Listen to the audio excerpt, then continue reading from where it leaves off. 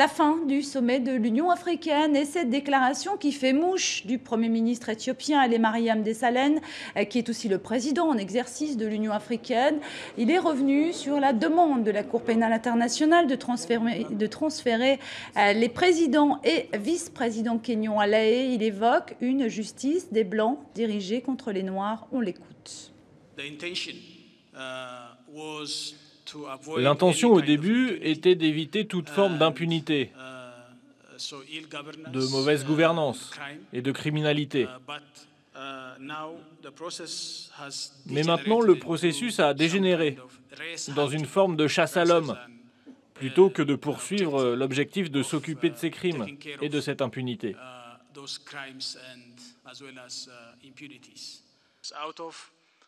Sur toutes les personnes inculpées par la CPI, 99% sont africaines.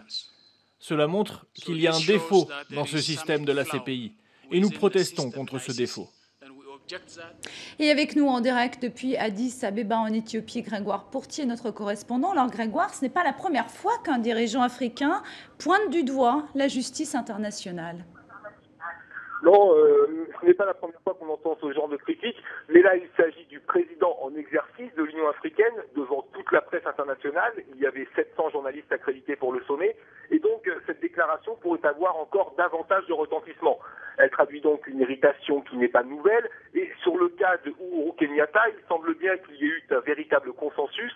Seuls 2 ou 3 pays exprimant des réserves sur cette volonté de rapatrier le dossier du président kényan depuis La Haye où siège la Cour pénale internationale. Ce qu'il faut savoir, c'est que 34 pays africains sont membres de cette CPI, dont la lutte contre l'impunité n'est pas remise en cause. Et effectivement, si l'on regarde les condamnations qui ont été prononcées, ou même plus simplement les enquêtes qui ont été ouvertes, il n'y a que des Africains de concernés. En tout, une trentaine, issus de 8 pays, ont été poursuivis. Cela veut-il dire que personne d'un autre continent ne mériterait d'être jugé? Sans doute pas.